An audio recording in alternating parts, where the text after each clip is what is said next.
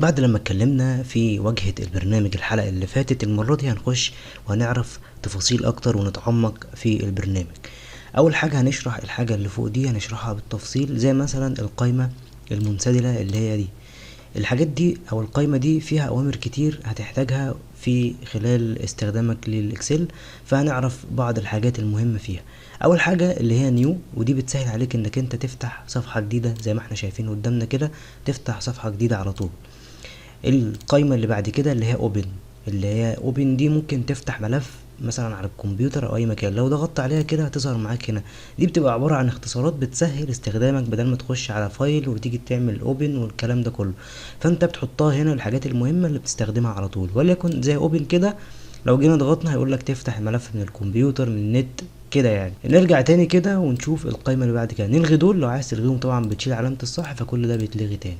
هنيجي عند السيف، ودي برضو مهمة جدا انك انت تعمل سيف للشيت بعد ما بتخلص. طبعا ليها اختصار وهو كنترول اس زي ما احنا شايفين. لو ضغطنا كده عليها هيروح قايل لك تعمل سيف للملف بتاعك، تختار هنا كده وتبدأ انك انت تختار مكان الحفظ بتاع الشيت بتاعك. طبعا طريقة تانية انك انت تضغط كنترول اس هيعمل برضو نفس الموضوع. الحاجة اللي بعد كده اللي هي الايميل، لو جينا كده شلنا دي وجينا عند الايميل، هنلاحظ ان لو انت عايز تبعت الشيت بتاعك عن طريق الاوتلوك مثلا، فبتضيف دي كده وتضغط عليها وتبدأ تتواصل او تبعت لحد الشيت ده فيه معلومات وعايز تبعته، فبتبعته عن طريق الاوتلوك.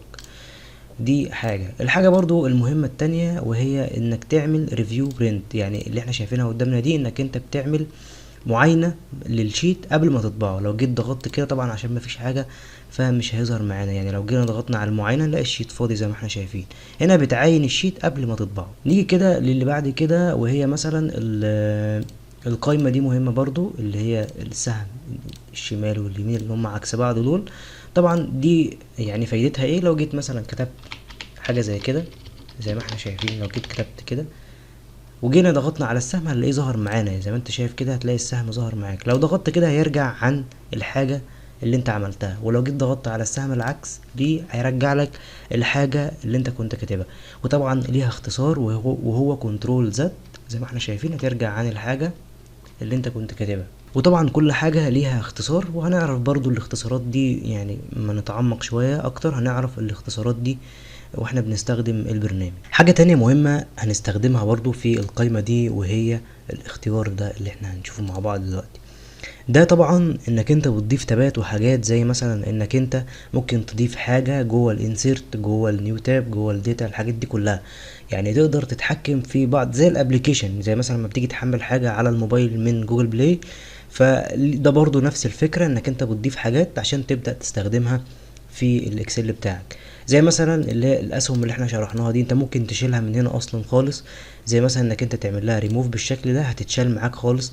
ويعني اي حاجه انت عايز تشيلها بتشيلها بالطريقه دي، يعني تيجي تعمل كده ريموف هتتشال معاك على طول. طبعا لو حبيت ترتب بقى الحاجات دي بترتيبك انت، الموضوع بسيط جدا. بتقف مثلا انا عايز اجيب دي في الاول، فبالسهم كده تروح مطلعها في الاول وتبدا ترتب الترتيب اللي انت عايزه. طبعا القائمه دي بتيجي بكذا طريقه، واول حاجه مثلا انت بتجيبها من هنا زي ما احنا اتعودنا نجيبها يعني.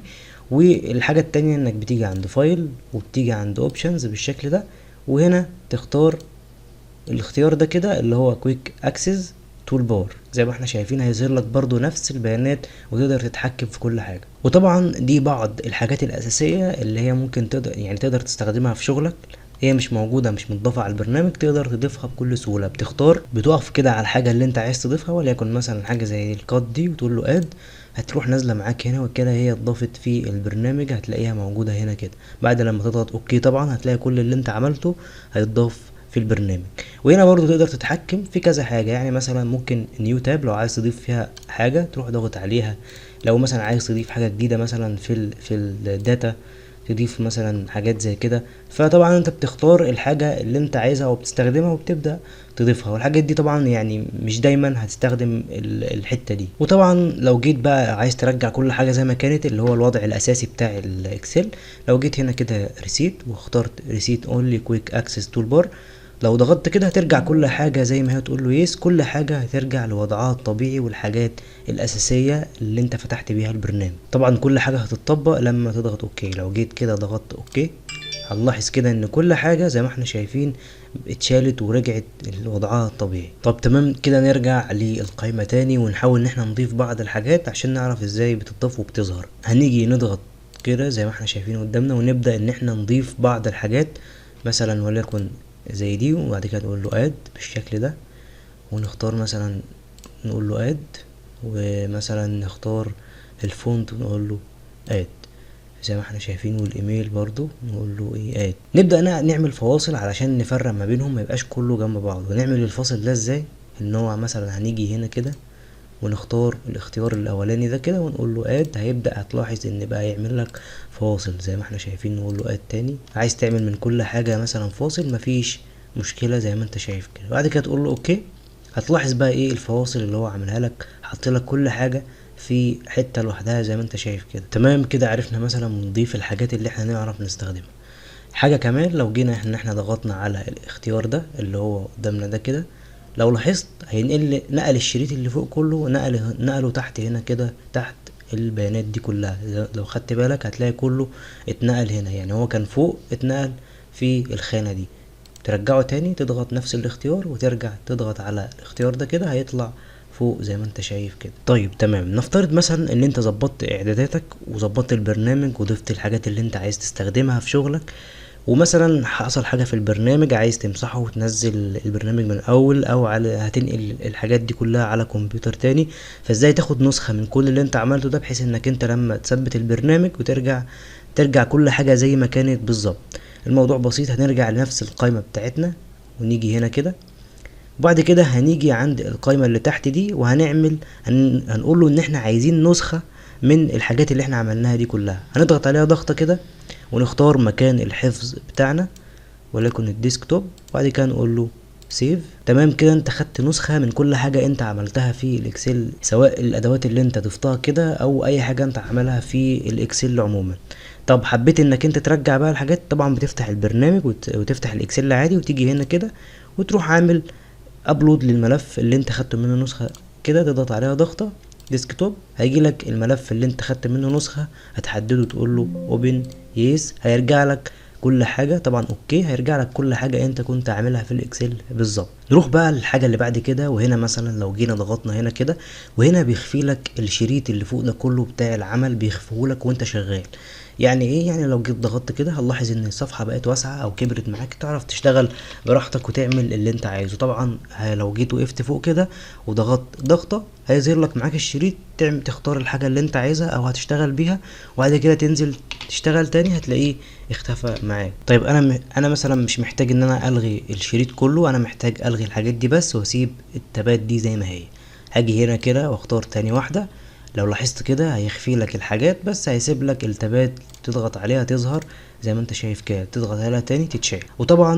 وطبعا الاختيار التالت ده اللي هو معانا بيظهر لك كل حاجة على طبيعتها وزي ما كانت بالظبط.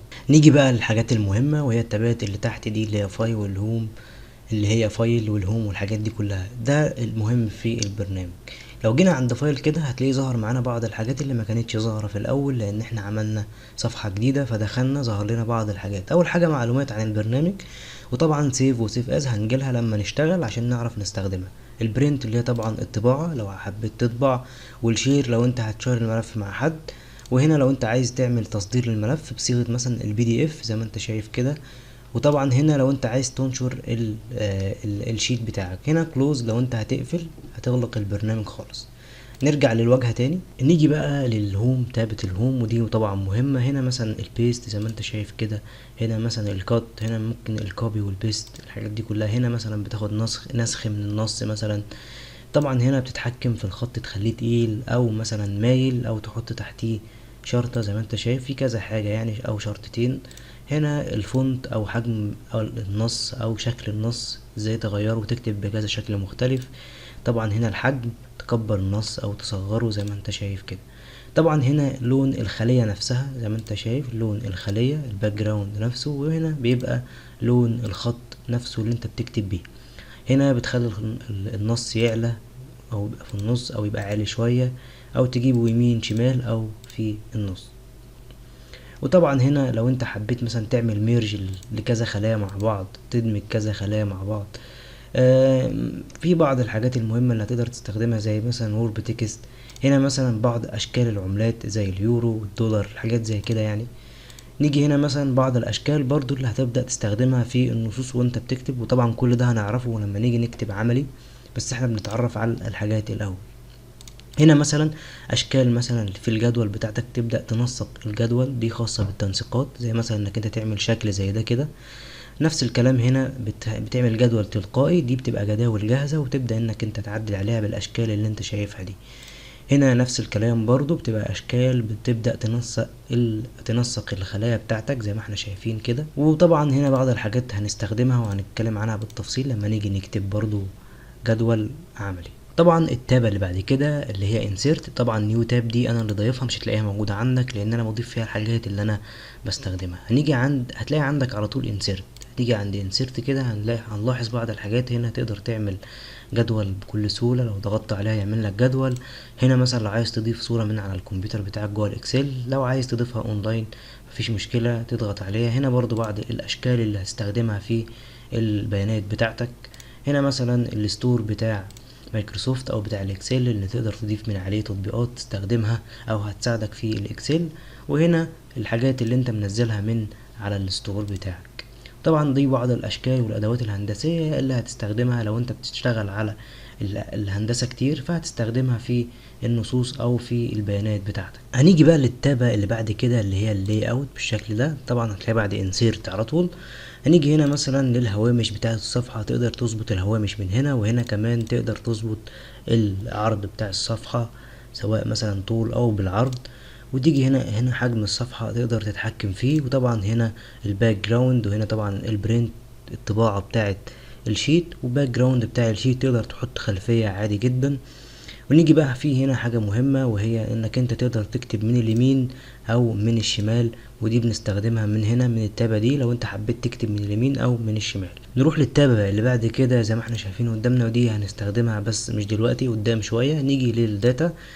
هنا الحصول على البيانات، لو انت عايز بيانات مثلا من على الانترنت او من اي ملف اخر تقدر تعمل له ابلود، او انك انت تشغله داخل الاكسل زي ما انت شايف كذا صيغة كده. لو جيت هنا كده هتلاقي صيغ كتير جدا للملفات زي ما انت شايف. ممكن تضيف فولدر تكست، او مثلا تضيف حاجة من الفيسبوك، حاجات كتير الويب، حاجات كتير جدا تقدر تعمل لها ابلود هنا في الشيت، وتقدر انك انت تاخد البيانات منها. وفي هنا طبعا حاجات كتير هنجيلها قدام شوية. طبعا الريفيو والفيو الحاجات دي كلها هنجيلها طبعا قدام شوية. هي مش مهمة في الاول انك انت تبقى عارفها قد ما انت تقدر تستخدم البرنامج اكتر، فالحاجات دي هنعرفها اكتر بالتفصيل قدام شوية. المهم انك انت تبقى فاهم الحاجات المهمة او الاساسيات بتاعة البرنامج علشان تقدر تتعامل معاه. هنيجي بقى نتكلم عن حاجة مهمة برضو، لو انت حبيت تعدل في الهوم او التابة بتاعة الهوم او اي تابة من التابات دي، او مثلا تضيف تابة فاضية زي ما احنا شايفين قدامنا كده، فمهم انك انت تعرف كل حاجة في التابة دي. هنيجي كده كليك يمين ونختار تخصيص بالشكل ده، هيظهر معانا نفس القائمة اللي هي اللي فاتت، زي اللي احنا حبينا نضيف برامج او تطبيقات او حاجات نستخدمها. بس لو لاحظت هنا كده هتلاقي مثلا الانسرت، وهتلاقي الهوم، وهتلاقي النيو تاب اللي انا عاملها الفاضية دي.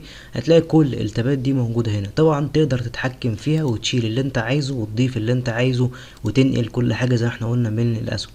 مثلا زي النيو تاب دي تقدر تعمل لها ريموف اصلا خالص، انك انت تشيلها من ال ال ال انك انت تشيلها من التابات دي كلها. مثلا زي كليك يمين كده وهتيجي تعمل لها موف اب زي ما احنا شايفين كده. بص هتلاقيها طلعت لفوق، تعمل لها موف داون هتلاقيها نزلت لتحت. تقدر تتحكم في كل حاجة طبعا في التابات، يعني انت بتنظم الحاجات دي على قد ما انت يعني بتنظم الحاجات دي على حسب شغلك انت، يعني انت اللي بتتحكم في البرنامج.